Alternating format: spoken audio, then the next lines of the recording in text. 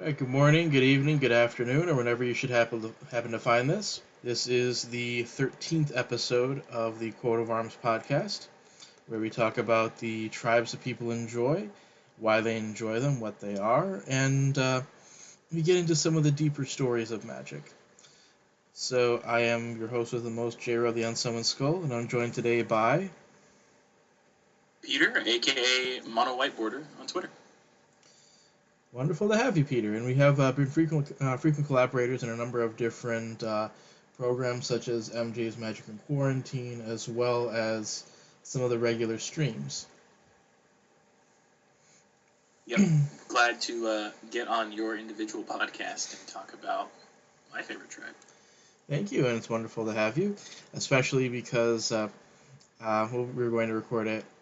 So on the day that we were going to record it, it was going to be Halloween, which would have been awesome, because the tribe we're going to discuss today is... Skeletons! I'm well known for a love and appreciation of all things skeletons in MTG, when I'm not talking about white cards. Kind of funny, because right when we get you to stop talking about white cards, we're talking about cards that have little bits of white on them, eh? Yeah, the ivory-colored cards, if you will. Mm-hmm. Well, it makes sense. You get them to work together, and it's like ebony and ivory. Oh, you thought I was going to go with the spooky skeleton song, didn't you? Oh, I'm sure you'll find time for it to come up, right? Oh, absolutely, absolutely. Gotta go with the memes while they're still popular. Gotta keep up with the young people. So, skeletons and magic. Now, I actually have a bit of a history with them, too, because they were in my first ever magic deck. Oh, fantastic. That's great. My first ever magic deck had to do with skeletons and demons. Okay, so the skeletons were like the minions or the fodder for the big giant demons to pay tribute? Kind of. So, what do skeletons do, typically? What sorts of abilities do they have? So, the most iconic skeleton ability is regeneration, which has essentially become obsoleted. I think it's been completely moved out, but the very first skeleton in Magic was Drudge Skeletons, which is 1 and a black for a 1/1 that has pay a black and regenerate it, meaning you remove all combat damage from it, you remove all damage from it. If it would be destroyed, it isn't destroyed instead. And so essentially skeletons are these really resilient attackers or blockers or whatever you need them to be in the moment. That's evolved since Drudge Skeletons. That's evolved to be coming back from the graveyard in the vein of Reassembling Skeleton, which is 1 and a black for a 1/1 that you can pay 1 and a black to return from your graveyard to the battlefield tapped. Sanitarium Skeleton comes back to your hand. There's Chattering Augur comes back to your hand. So a lot of them, the representation of I'm hard to kill is now in I come back frequently on my own without any assistance. Awesome. Yeah, that was actually with the job that they served in my demons and my demon deck, which was the demons do the offense, the big giant flyers in the air, and then the skeletons are the defense that create the line that's difficult to break through. Yeah, and when I'm building my skeleton tribal deck, it's funny. That's pretty much how I use them. I often call myself a speed bump. Mm-hmm. If I make myself just enough of a speed bump, just hard enough to kill that you don't want to, I'll be around for the late game. Mm-hmm. And skeletons are really good at doing that. They just love getting smacked and not going away. Well, I mean, is there much there to feel pain? Once you get past the nervous system, they're just the skeletal system. There's no nervous system anymore. So it's not like they really feel that much pain. Yeah, they just, I love the iconic imagery of, in video games, if you picture Mario and how, my favorite character in Mario, obviously, Dry Bones, when Mario jumps on his head, he crumbles and then he rebuilds himself back up. I always love that imagery of skeletons, and you see it in cartoons and TV, movies, whatever. You see kind of skeletons reassembling themselves, much like the iconic reassembling skeleton. So they can take a lot of pain because they don't feel any. Sounds good.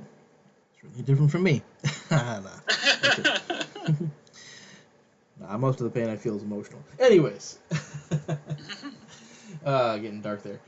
Getting dark there for a second. We'll wait till later to get dark. We'll give it another 10 minutes and then we'll get really dark. Oh yeah. Well, I mean, speaking of getting dark, what colors are they usually in? Skeletons are pretty much always going to appear in black or have a black pip in their identity somewhere. Even now, there's occasionally a green skeleton you'll see. The most notable one being Golgari Grave Troll, Mm-hmm. which has the dredge mechanic is famous for being banned in modern, then unbanned, and I believe it got rebanned again. It was basically determined that Dredge 6 was still just too good. But normally you're going to see skeletons appear in black. There's occasionally um, black-red skeletons that'll appear um, with a with the gold border and be black and red pipped.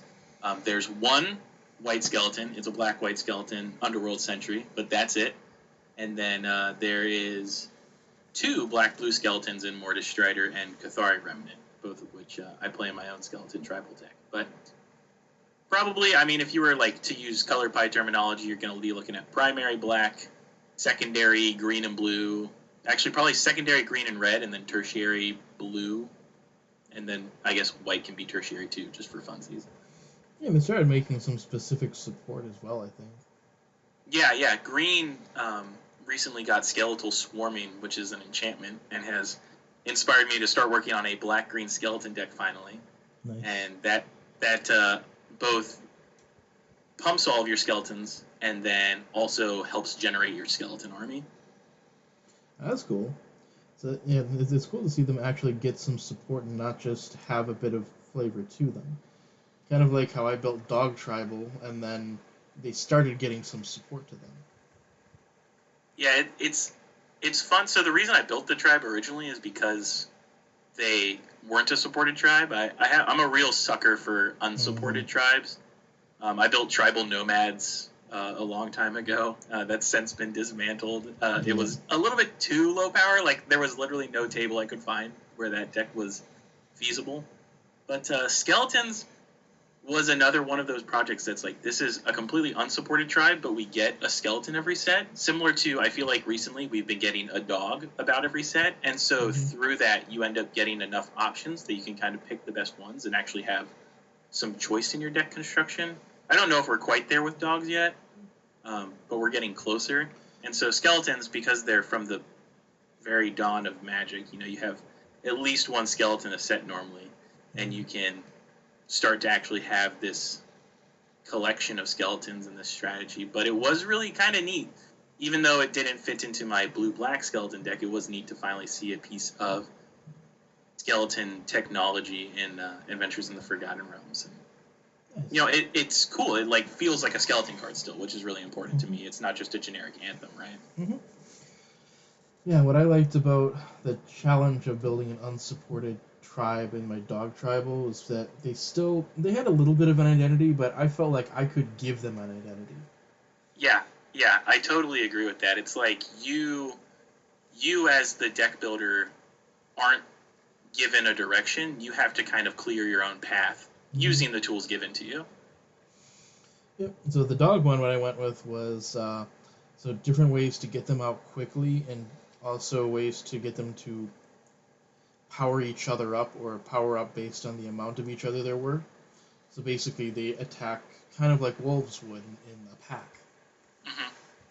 Yeah, and then for skeletons, for me, it became a lot more of, kind of like we described earlier, a survive and advance kind of style, to use a football or NCAA March Madness term.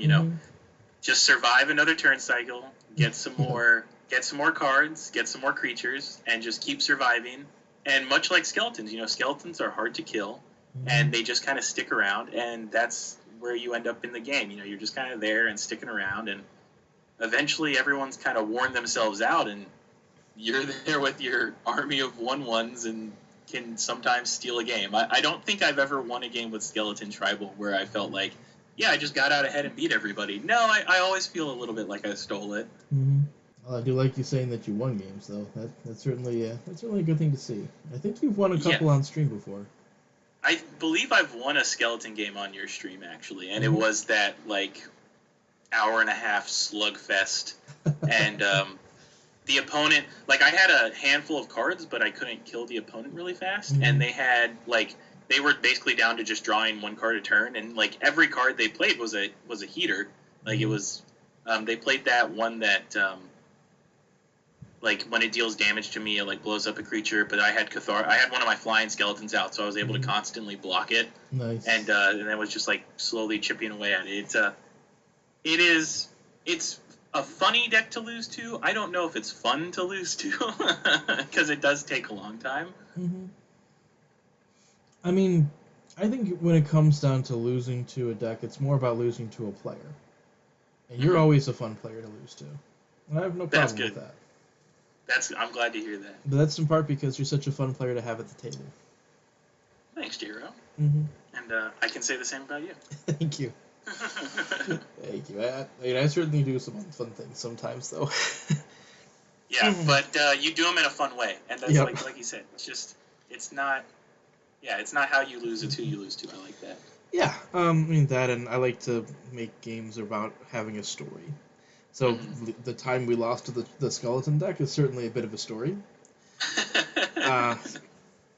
Same. I mean, it reminds me of fighting against the skeletons. Reminds me of the quote from I think it was Rocky 2. It's like he just kept coming after you.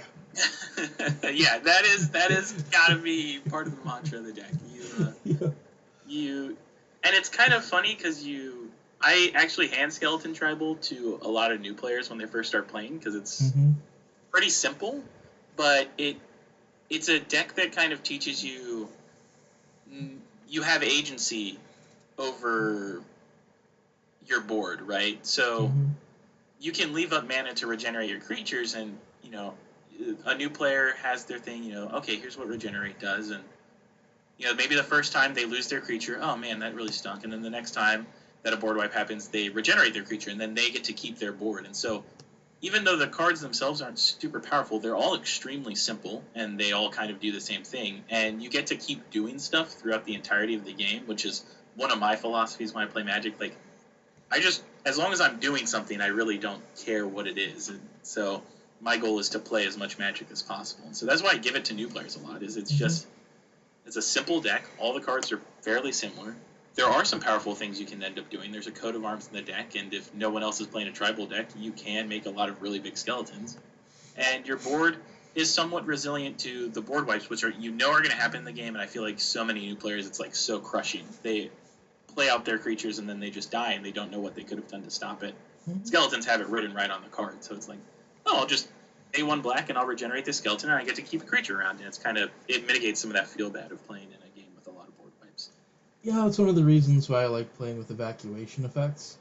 Yeah. Because you don't lose the things that you put out, but you do have to spend some time replaying them, which is where, by that time, people can draw answers.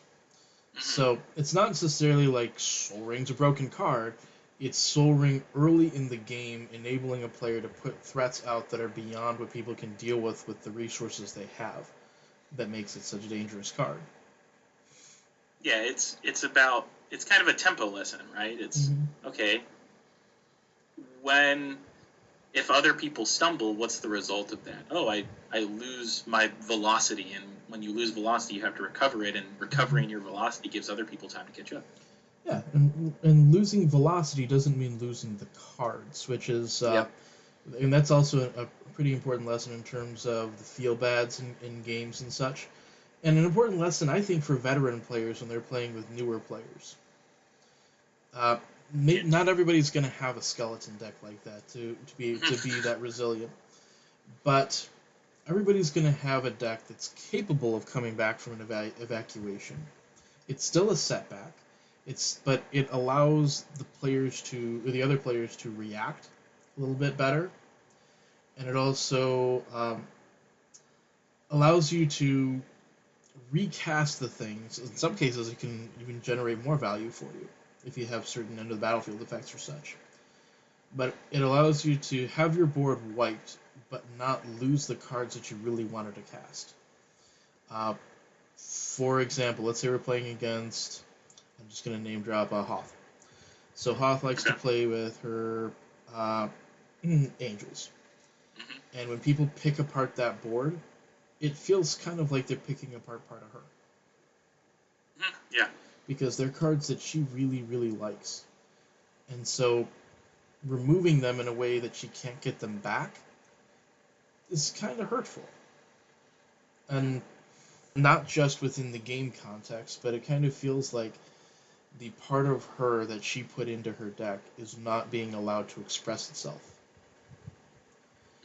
Yeah, especially because, I mean, with tribes, so like with Magic, there's a lot of things people identify with. Like sometimes we identify with a specific color combination, sometimes we identify with a specific character, and sometimes we identify with a specific tribe. And so, you know, the tribe kind of becomes like your baby, right? Like, and somebody's removing your baby from the game, and so, you know, you get these different tribal cards that you have, you know, some kind of emotional attachment to because you might be the only person you've ever seen play them, or they might mean something to you, and so not getting to see them do their thing can be really defeating, and it can also lead to you like wanting to cut the card from the deck. And I'm always for like play the cards you want to play, right? Like don't, and so and eventually, you know, you just a bad card.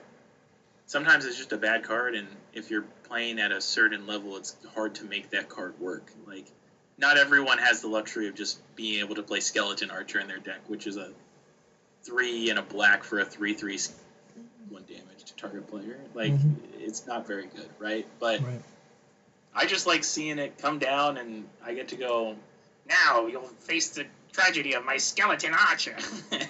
And they, you know, put on my best Skeletor voice, but you know, it can feel like you're kind of having that fun taken away, which it's a balance in a game that is both competitive and you're trying to win, but you also want to see everybody have a good time and have fun.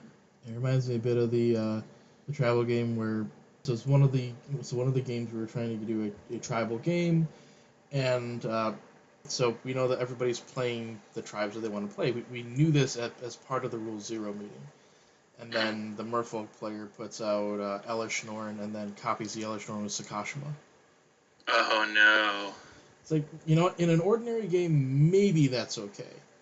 But you know that we're all playing tribal decks, and now, because of static effects, we can't cast the members of our tribe. Yeah, I mean, especially depending on what tribe you're in. I mean, skeleton. So, one of the funny things I do with skeletons is I say, oh no, a hard counter to skeletons, because there's a lot of hard counters to skeletons. You know, somebody plays a terror, and it's like, no, my skeleton can't regenerate, you know? Or Wrath of God is a hard counter to skeleton.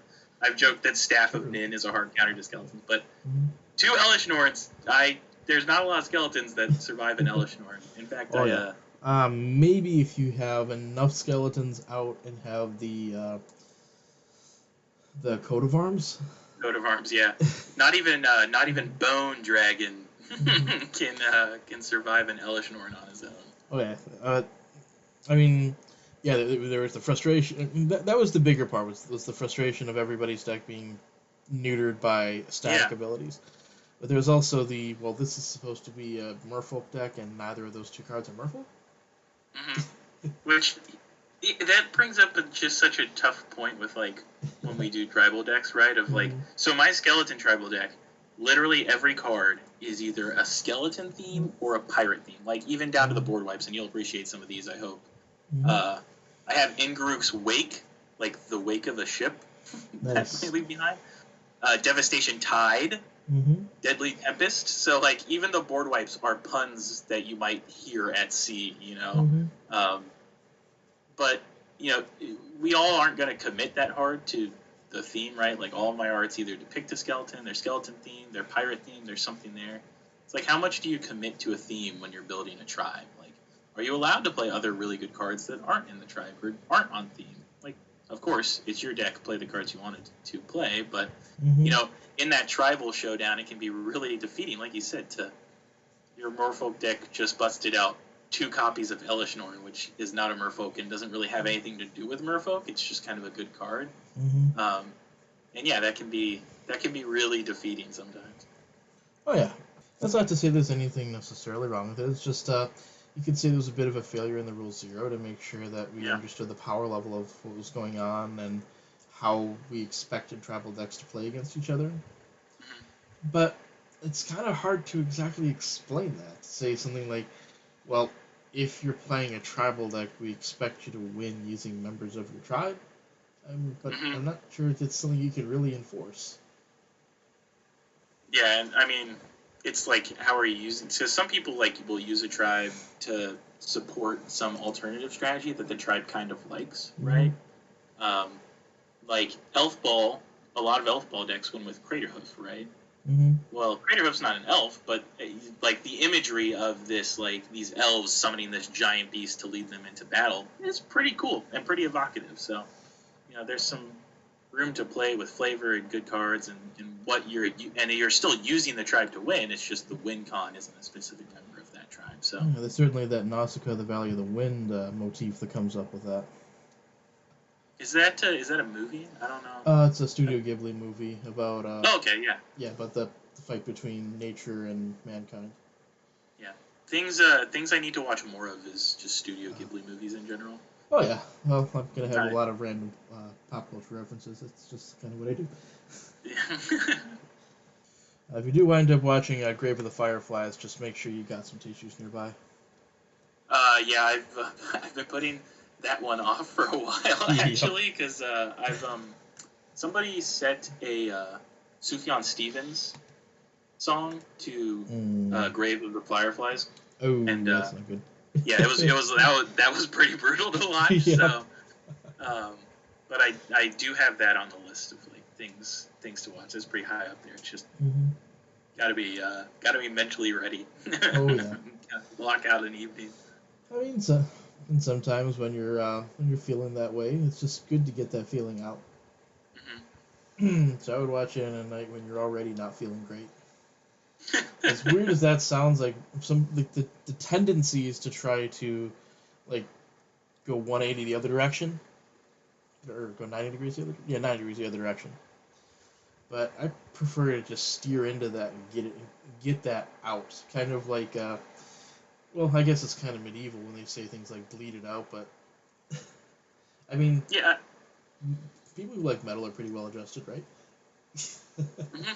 I definitely agree with that, of kind of like not being afraid to lean into things or steer into the skid, like you said. Like, I mean, so I've been thinking about this in preparation for the podcast, actually. So, like, one thing I've feared since I was a kid, like, so I went to Catholic school as a kid, and one day I remember distinctly we were sitting in the church. So each class had a day of the week that they went to mass in the morning for their religion class. Mm-hmm. And the teacher was, or not the teacher, the priest was given his homily. And he said, "What's something you're afraid of?" And I was like, "I'm afraid of death." As like a second grader. Oh yeah. So like I must have been really afraid of death. And I've never gotten over that. Like I've always been afraid of death. Like this year alone, I've just like been freaking out about or 2020 in general. Like it's been constant on my mind. Like I constantly want to go to the hospital because I think that I'm dying. Like I had a week or 2 weeks where like I feared tetanus, Ooh. and then I play skeletons, right? And it's kind of that same idea of like I really like skeletons. Like for Moxtober, I designed. I didn't complete the whole month, but I designed 22 skeletons. I play a skeleton deck. I have skeletons in my room. Like I have a little velvet skull and then a little figure. Skull, It's like it's something I fear, but skeletons are like a representation of that, because skeletons are like goofy but sometimes they're scary. Like there's a lot of different personalities in them with death. So like even though I fear it so much, I try and keep it close to me and like learn about it and experience it and have it around me to try and overcome that a little bit. So far it's not working, but like it's funny that something I fear so much still brings me so much joy in my life, right? Skeletons are often a representation of death or a manifestation of death or personification of death. And like they bring me so much joy, whether it's in magic or art or anything, right? So I don't know, I totally relate to that steering into the skid and just like I am going to embrace this thing rather than running away from it. Awesome. Well, that is particularly interesting because of the day on which we are recording this, which is not Halloween, although that was the original intention, but it's actually on All Saints Day, or I believe Dia de los Muertos. So that's where they have the calaveras, where they put out the dancing skulls and the candy skulls. and they really embrace both life and death at the same time. You Yeah, have the yeah, and then ancestors come back and All such. Souls Day is tomorrow, Mm-hmm. which is another Catholic feast day, and a continuation of Dia de los Muertos. Is it just a Mexican tradition, or is it also celebrated in Spain? It's in South and Central America more so than Okay. Spain. Yeah, so it's not a European tradition; it's a Latin American tradition. More indigenous tradition. Okay. But yeah, that's also where now you mentioned being Catholic. I'm Jewish, and I like how life and death can embrace together. And one of the things that really helps Jewish people to accept and understand concepts like death and how we don't see them as necessarily all that terribly sad. It's because when somebody passes, we say, "May their name be for a blessing."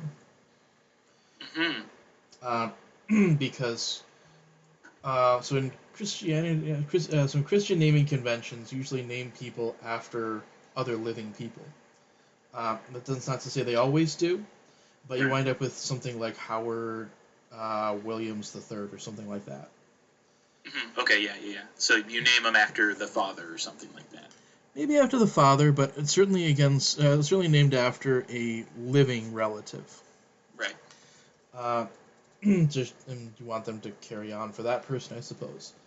But Judaism, we name a person after one of their ancestors who passed away, but who was of good reputation. So my first name is Jeremy, and the J in Jeremy comes from both my grandpa Jack on my great grandpa Jack on my mom's side, as well as my great grandpa Julius on my dad's side. So those are both the people who brought their respective families to America. Okay, yeah. And right now, I'm the one who's going to carry on my last name because I'm the youngest living male. Right. Yeah, I like that. So it's let your name be a blessing, right? So may their name be for a blessing. May their name be for a blessing. Yeah, I like that a lot. And so in the Catholic tradition, it's popular to name your children after saints or New Testament figures. So that Peter is because the Apostle Peter. Yeah. My brothers are James and John, so we have in Catholicism, the Transfiguration happens, and Jesus takes Peter, James, and John up to the mountain with him for the Transfiguration. So that's the naming tradition for the three boys. My sister is also named after a saint, but I don't remember if my older sister is named after a saint. Her name's Mary Margaret. Maybe one of these days you'll polymorph a skeleton into a cleric. I will. I'll keep a lookout for the potential there. It'll be interesting. So, you mentioned that people usually find skeletons scary, but you like art that shows them in a more humorous or at least a slightly different way than just trying to get the jump scares. So, what are some of the skeletal arts that you enjoy? So one of my favorites is Limdul's High Guard. Let me get the correct edition. There's a couple different arts of Limdul's High Guard, so I want to make sure I get the one that I have here. So this one's from Deckmasters. Yeah, that is interesting. So yeah, there are different printings that have different arts. There's also sometimes, especially early in Magic, like in Fallen Empires and Homelands, I think, when they would have multiple arts for the same card. Right. So this Limdul's High Guard depicts a skeleton, and he's got this his jaw is all the way open, and he's carrying this banner. So Limdul is a necromancer from the early part of Magic. So yep, they actually made a card for him in Time Spiral, I think.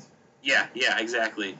Which is people have tried desperately to play that card, and they haven't figured it out yet. I played it before. I got a goal for anyone out there who's looking to make a zombie deck, try a Limdul deck. I played it before, and I had decent success with it, but I took it apart at some point. Yeah.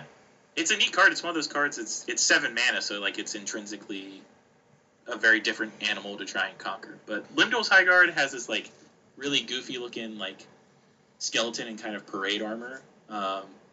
Skeletal Scavengers has them. They're all like digging through this. They're all digging through this pile and looking for gear and trying on different gear, which is kind of goofy looking. I can dig it. Yeah. I I really like that one. If you're looking for a more offensive skeletal theme, maybe skeletons with legendary weapons. Ooh, like you really lean into the skeleton scavengers, and Mm-hmm. so they're like it's instead just the kind of the spirit of like a legendary warrior, but their legendary status is gone. I kind of like that. Yeah. That's a good flavor. I like that. Yeah, and you use exclusively legendary equipment though. Yeah. Not for sure. Not like maybe the sword that of could whatever and definitely whatever. be like a black-white skeleton build, right? Mm-hmm. Of use the white for equipment and then the black for the skeletons. Oh yeah. I would be remiss to not mention Manor Skeleton though. Mm-hmm. This is a friend of mine. This was their favorite skeleton, and they would every time I could play it, they'd quote the flavor text of nice. Lungs dried to parchment wheeze, blasphemies within a cage of bleached bone. It's just a very satisfying line of text. Nice. Especially like the bleached bone part. Yeah. I really like that alliteration, and it kind of depicts this like skeleton that it's unclear if it's like jumped out of a door at you, or if because it's kind of holding a candle. Why is it holding a candle? So it's unclear if it jumped out of a door at you, or it's trying to show you around the house, right? Be our guest. Put my drink. Right. Man. Yeah. I'm kind of thinking. Can you imagine if they made a like maybe because we one of the things that we share in common is D&D as well.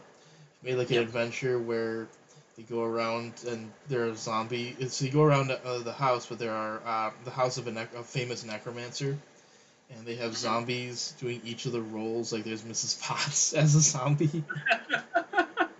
So it's funny if you're interested in a kind of Beauty and the Beast inspired plane a little bit that does feature skeletons. There's a completely community driven custom magic set called Castmire that's run by the Beacon of Creation community. Oh, nice. I've tweeted about it a couple times. But the whole set, it's like Beauty and the Beast inspired. So there's food people, but there's also this like noir theme of like detectives, and basically everyone is for some reason trapped in this mansion that's the size of a plane. So it just goes on forever, but it's all indoors. It's a mansion, and then there's a lot of. It's very punny. Even if you just look through the Plane Sculptor file, you'll enjoy, I think, seeing all of the puns inside of there. But yeah, it's very Beauty and the Beast inspired. Not quite the home of a necromancer, but a lot of the same tropes are kind of being played on. Awesome. Yeah, so I think that very much sounds interesting, and it sounds a little bit like the work that I was doing with, I haven't heard from them in a little bit, so with Wayfarer. Yeah, that was the, like, D&D style magic game, right? So, like, you played a magic game, and there was someone who was, like, a dungeon master kind of role, and then everyone else was teaming up against them. Yeah, it's kind of like a slightly more advanced version of the Horde decks, where there's a little bit more of a story to it. Got to make some custom cards. That was really cool. I got to design some cards. I got to make 2 different sets with that. The first one that I made was trap oriented, which was awesome. Oh yeah, like the Zendikar traps. Yep. Yeah. I love those. Those are cards I wish that they had made more of. Because it's not free spells, it's cheaper spells, and it requires something being done, which I think is cool in multiplayer. And there's a lot of cool ones. Like, I've definitely, like, been... well, this doesn't sound as good. I've been close to including some in a deck. The white ones just aren't as impactful, but there's, like, a green one I can think of where you just get a beast for, like, 2 mana. It's like a 4/4 beast, and I just really dig that card. The art's really cool on it. Beast, was it Beast Trapper, you said? It's Baloth Cage Trap, I think. Yes, that's definitely it. Yeah. So I actually have built a couple of different trap decks. One of them is, I'm not sure if you've seen it before, but it was the Bant-colored Charbulcher deck that used... No, I didn't see that one. So that one used traps as well as modal DFCs and pitch spells to avoid having to actually play lands in the deck, so that I could actually manage to pull this off before. I can't believe it because that deck looks so terrible on paper. But I actually managed to pull off the Smackdown with the Charbelcher with it. But another deck that's... What's that? Does Charbelcher deal damage to each opponent or just one opponent? Just one, but the commander was Duretti, and so I was able to put Duretti in and untap it and use it again. So basically, so end step killed one player, untap for my turn killed two. Yep, that makes sense. And that was a silly game. So another trap deck that I built was this one I actually built before Krark came out, but so it was Krark and Vile Smasher. I don't know if you've seen that one either, but that's one of my favorite decks. Krark this basically allows you to unsummon from the stack, which I think is awesome. Right. I actually built a Krark and Vile Smasher. Krark and Vile Smasher games deck. So it was like flipping coins, and nice. Each card has its own little kind of random chance game on it. So they really enjoy that deck. They have a lot of fun with it. Nice. Krark obviously being the primary game that you play most of the time. Mm-hmm. Yeah, my Krark Vile Smasher deck is designed to play spells for free or for very reduced costs, and trigger Vile Smasher, and then either Krark returns it to hand, and I play it on someone else's turn and trigger Vile Smasher again, or I get the effect twice. Yeah. So, you cast your free spell, and if you get it back, okay, I have a free spell for Vile Smasher next turn, and then if you don't, well, I get two versions of the spell. Yeah, I like that. I like that spin on it. I built it before Krark came out, but that's really the only thing that I've added to it since Krark came out.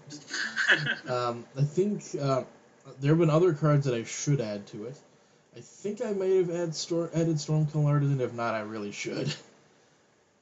Because that's the one that makes treasures for each time you cast or copy. Right, yeah, that is a very good card. That is a very good Magic card. Oh, yeah. I need to add more Magecraft stuff in there. It is a silly deck, though. And I know what people are thinking. People are thinking we're not talking about skeletons. But remember, all of these creatures have skeletons inside of them. All of your decks are skeleton tribal decks. Unless you're building the new slug person. Mm-hmm. The slug creature. Then you got me there.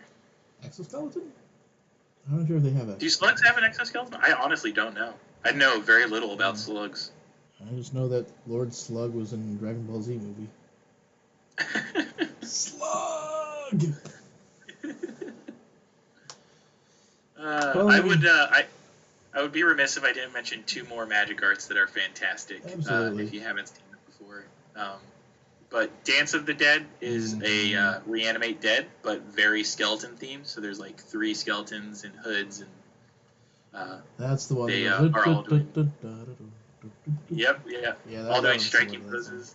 Yep. And then Drudge Spell, and no one go out and buy this card out or anything because it's a sweet card for Skeleton Tribal, and I need to get a second copy, but it's in Homeland, so I'm really nervous it's gonna spike randomly one day.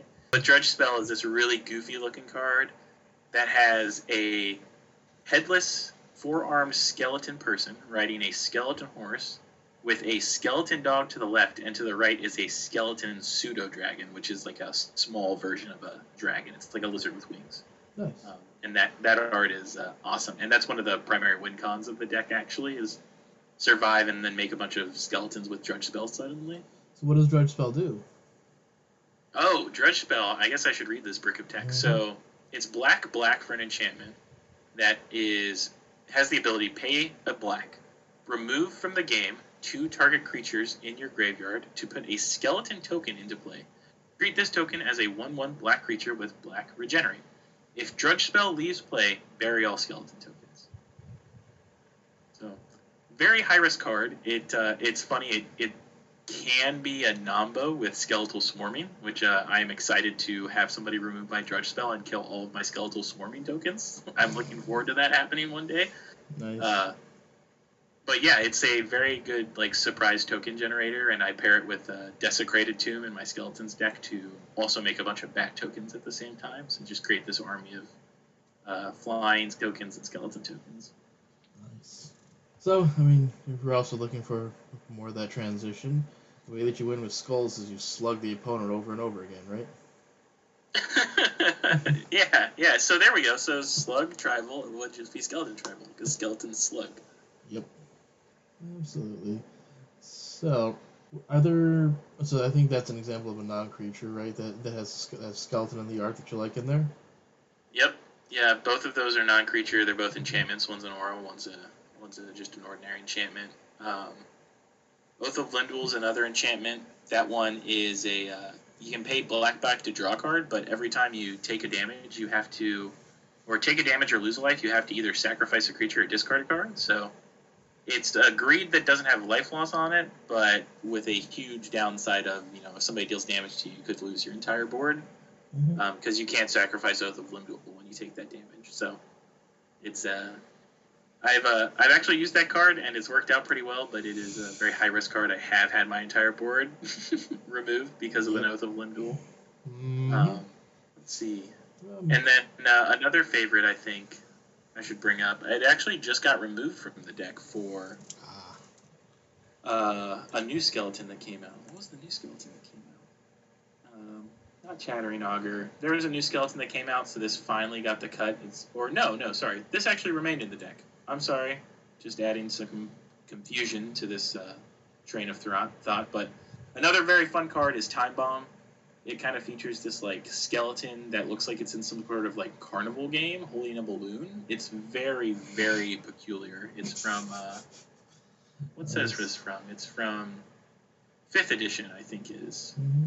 No, Ice Age is the weird art. That's where the weird art's from. So if you go look up the Ice Age Time Bomb, it features this very, very strange skeleton like holding a balloon on this sort of like, it kind of looks to me like a dunk tank. I don't know if that's for sure what it is, but and then during your upkeep you put a time counter on it, and then you can pay 1, tap it, and sacrifice Time Bomb to deal damage to each creature and each player, where X is equal to the number of time counters removed. Nice. So, just a very goofy board wipe with a skeleton on it, so it made the deck. Well, it is a way to deal damage to players too. Yeah, I've used it as a finisher before. Nice. That is true. Yeah. One thing I can say about skeletons, you don't see them frowning because they're not capable of doing so. No, they're all smiles. Yep. Well, thank you very much for coming on and talking about skeletons for a while, as well as a number of other things, but the skeleton of the discussion was still skeletons. So, how can people find you? If you want to find me, I am on Twitter at MonoWhiteBorder. And then I also have a link to my blog. I just recently uploaded a new post that is picking back up on my deck diary. I took a break. I hadn't really been playing my deck diary very often, but it's a collection of cards that are all, or it's a deck made of cards that were printed this year and last year only. And so I've just been using it to kind of test new cards and kind of just write generally about my experience. So sometimes it has to do with Magic. Sometimes I'm just talking about Magic adjacent stuff that the deck inspired me to think about. Hey, it's awesome to see kind of like a Magic time capsule. Yeah.